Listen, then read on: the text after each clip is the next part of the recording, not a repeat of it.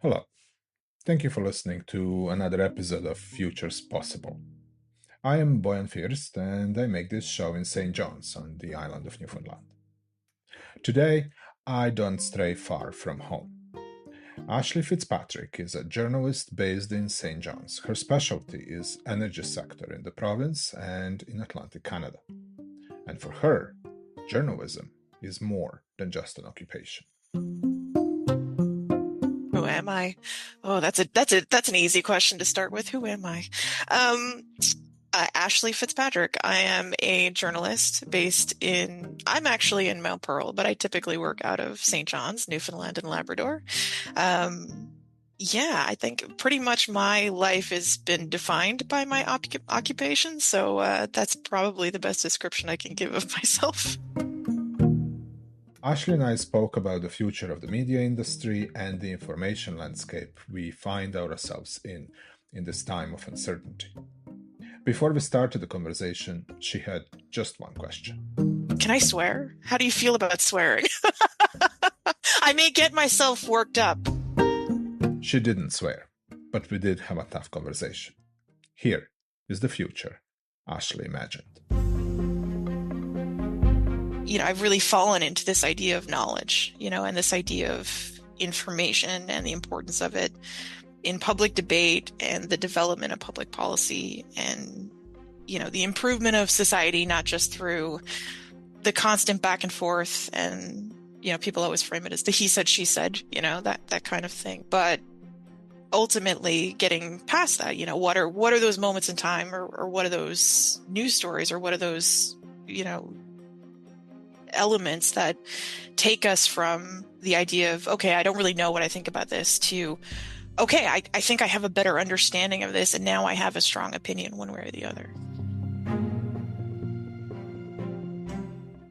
I think there is an information war. I think that's a real thing. I think we don't talk about it enough, or more importantly, that we haven't distilled the information enough to talk about it effectively. That there is a case where our society is changing based on how we get our information, how we verify our information, how we challenge our information, how we value where the information is coming from. Who are we listening to? In the world of AI, there are, whole news outlets that don't really exist except for, in the ones and zeros of some far off server.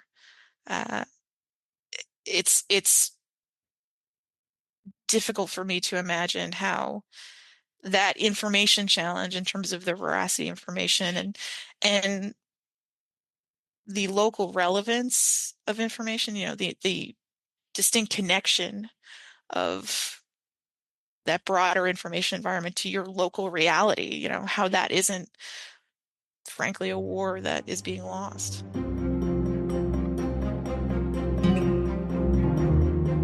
When I think about society, I think about the interactions. For a long time, news was a way to put out information to the public at large. You had these mass media, like you were reaching mass numbers of people, the vast majority of societies. But then there's a shift and you start to get this fragmentation. And now it's a case where you can fully believe that, say, your post on Facebook that gets 100 reactions is reaching a wide audience. But the reality of it can be very, very different, where really it's only people that you know and follow, or people who are flagged by the algorithm as being directly in line with maybe the thinking that is indicated or the AI believes is indicated by what you've written in your post. And so feeds it to people who are frankly like-minded. So these really important, in a lot of cases, issues and really important ideas that people put forward that, yeah, maybe gets a little bit of reaction in their own sphere, doesn't end up reaching the broader mass of people in society, doesn't get picked up, doesn't get disseminated, doesn't get talked about, doesn't have an avenue or a venue by which it can be investigated and debated and um, really explored. So I think there's an agreement that, however you want to define them, that journalists, sometimes people don't think of them as journalists, but that there should be some actors in society that at some point in time take information and sift through it and bring it to the public in a way that's sort of manageable for folks who are going through their day to day, and that you can trust that information and that it's factual. And, the models for journalism in the world as it stands are just not there to basically keep people employed. Like they're real people. Journalists are real people and they've got bills to pay, and they've been running on salaries that, even as they've been reporting on things like inflation, don't change for decades at a time. And they're fine with that because at least they have a job in the industry when a lot of their, colleagues maybe have lost their jobs as the years have gone by. There's a lot, I think, in the world of journalism that people get upset about, and the bottom line is we're losing people. We're losing experience in the industry. We're losing really valuable and important positions. Most, if not all, of the people that I've met in the world of journalism really have a genuine hope that what they're doing is they're actually helping, the community at large be able to go about their lives and manage and not have to read the 1,000-page report. Like, no, we can do that for you and maybe help distill information.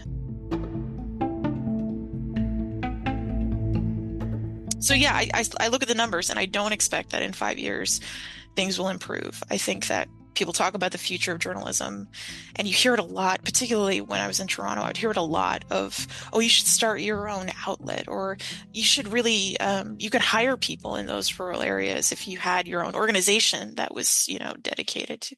But, I don't want to be a business owner. There's always a suggestion that reporters start their own businesses, which everybody forgets takes them away from reporting. Like there's a really fundamental thing there that, that's setting aside the idea that anybody you talk to further about it, can't give you a business model that works. So even if you said, yes, I'm going to be that person that drops whatever I'm doing or have done and goes out to fill that news desert that exists there, there's no real way for me to survive, to make a living, to make it more than a year. And I'm definitely not going to be heard amongst, the media world in Canada and the media world that Canada has to figure out in terms of the international media world. We have a very small voice in a very, very big echo chamber. There's about 12,000 reporters in Canada, and there's about 160,000 people working in PR and communications and advertising. The people that we have who are putting forward, in a lot of cases, a very particular message and not one that's sort of formed out of, debate and all sides and input, but really is just a position of one particular point of view. Those folks wildly outweigh the journalists who are trying, I think, in a very honest way to open up the conversation and come to sort of, informed conclusions about the problems and the suggestions to solve them. When you asked me to do this, I fell into that intense anxiety that I always feel now thinking about the future, because, I am so uncertain about what comes next. And also I'm seeing not great signs and I'm not optimistic and I'm not upbeat, and it makes me upset. It makes me very uncomfortable to kind of think of where we might be. And I don't want to sound like a fatalist. I don't want to sound like somebody who doesn't think that we can, make a wonderful future for ourselves. But every time I kind of fall into that regular thinking about it, I end up in a place that I'm not happy with. And I've taken an interest in trying to come up with ways of addressing it. You see a problem and you don't want to just let it sit there and fester and end up in that place that you are horrified to think about. So you try and imagine ways that you can shift the narrative, shift the direction, make things better. I think we're all just trying to do that in our day to day, in all sorts of ways, even in the smallest of ways sometimes. And you're forgiving of people because everybody kind of sees the problems in society, but we all also have our regular day to days to kind of think about, and not always an ability to say, okay, let's this week I will be able to tackle our greatest problems in society. I don't know who in Newfoundland and Labrador right now or where I would go if I wanted to talk about a piece of public policy, and not with a politician and trying to make a case. If I want to explore a piece of policy, I don't know where I'd go to do that. And that's as somebody who considers themselves like a fairly informed person and who has sat with very intelligent people who know about civics and politics and government. And, you know, I don't know. And so I don't know how so many other people in my life would know where to go to open up a conversation that reaches people and that has meaning at the end of the day in terms of being able to potentially influence that actual work of policy and government at the end of the day, and the actual understanding of the public at large. Yeah, I should be a little more optimistic, I guess. I don't know. But it's not in the nature, journalists, I think they fairly come by this sort of cynicism, and because you'll get rickrolled. Like you'll do a story that you very much believe that you've got a handle on exactly what's going on here, and here's the facts, Jack, and don't worry about it, like I've got you, only to find out that you got something wildly wrong. And in a world where we had multiple outlets and you know, many labor reporters or what have you, there would have been checks on that, and it would have been a case where, okay, well, one outlet got it wrong, but the other got it right, and so the overall message to society isn't negatively affected. But it's harder now. It's harder now to get it right, and it's harder now to know that if you don't get it right, that you won't harm the public in a much more meaningful way. Like you won't disrupt um, the overall narrative or put people on the wrong path of thinking or create false realities, And so it makes you hyper paranoid. It's really difficult now to do the job and not be nervous and cynical about everything that you're offered as an idea or solution, challenge everything, question everything. So people talk about, like I said, the solutions and what might come next. And there's a real meat of it for me is it typically comes down to what are we going to invest in? What are we going to say? This is a way to help with the situation. Here's how we will pay for that. But then there are the next layers. It's, well, how do you finance the organization? How do you finance, more importantly, structural things? Will the governments of the day commit to spending with, Canadian outlets or local outlets when they have to do advertising or their own forms of communication to help support those outlets ultimately, instead of putting it into the conglomerates that really have no commitment to the country and its democratic processes and its public discussions. Right now, the way it stands right now is there really is no halt to the changes that we're seeing in technology and society. But what we do need to kind of start working on is within the frame that we have of how we communicate and how we live our lives, where do we find those opportunities and how do we find those opportunities to inform ourselves and give ourselves a chance to all communicate, to interject with our own pieces of knowledge and understanding and inform and improve the debate overall so that it becomes this cycle. It feeds into better public policy. It feeds into further improvements in the world, as opposed to falling into these echo chambers that let bad actors basically take control and do what they like in the real world. You know? What I think as an individual and what I think as a journalist, what I think as a person is no more important than the person standing next to me. My job involves trying to distill thoughts, but I am not an expert. And this has fallen by the wayside, but we should all be open to the idea that we can all help improve society. And we need to preserve those mechanisms and improve upon those means by which we come together and try and do that.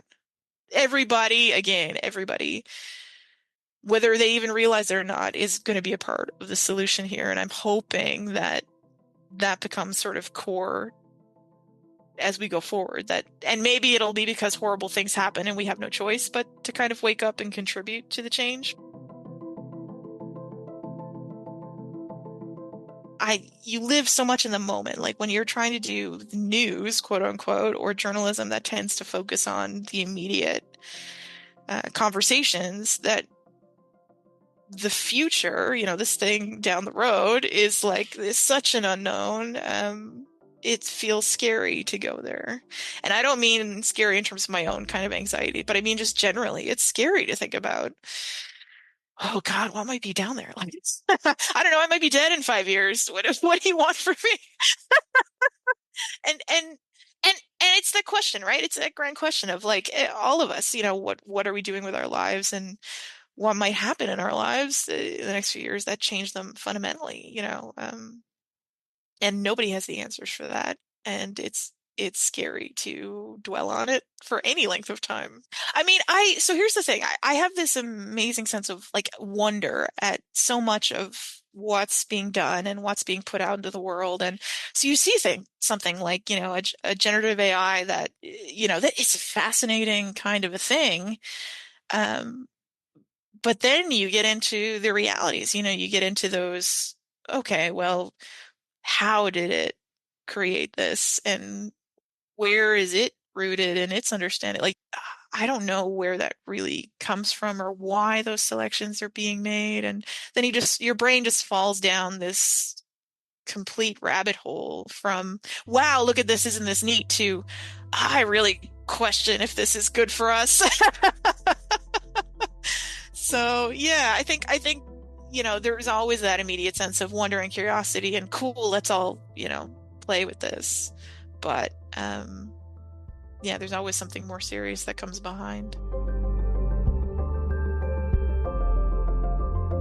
I think for me, I keep going back to that information environment. I think that if I was to pick up today, like I said, and move somewhere else for a job, that I would basically just be taking myself out of the equation and not contributing in a way that I know that I can. So on a very personal level, it's just this goal of doing what is within my capability, which is limited as an individual. There's no one person who, has this grand ability to change everything or know everything. But within my capabilities, I can do is take a story that I'm assigned and do the work as best I can and bring forward what I can on a particular subject or issue. I fundamentally think that it can change the way all of us think when things are reported well. And it's not just a case of, academics having done the research so that there's evidence out there. People will say, listen to the scientists. Well, there are so many scientists in the world. Sometimes what it takes is someone who's willing to go out there and go through all of the research on a particular subject matter and talk to the people who are there, talk to the scientists, but then distill it down, to kind of work with that. Just trying to do the best I can with that is what's going to drive me in the future and what I'll be doing. I don't know, maybe that changes. Maybe it gets to a point where I have to do something else, but I hope not. Thank you for listening. That was Ashley Fitzpatrick, a St. John's based journalist focusing on energy issues facing Atlantic Canada. I am Boyan First, and you listened to Futures Possible. I talk with my guests about their futures and a way of being they can imagine for themselves in this time of uncertainty. You can find Futures Possible wherever you listen to your podcasts. If you want to leave a comment or support the show, visit futurespossible.com. And if you like the show, it would be wonderful if you shared it with your friends and family. Take care.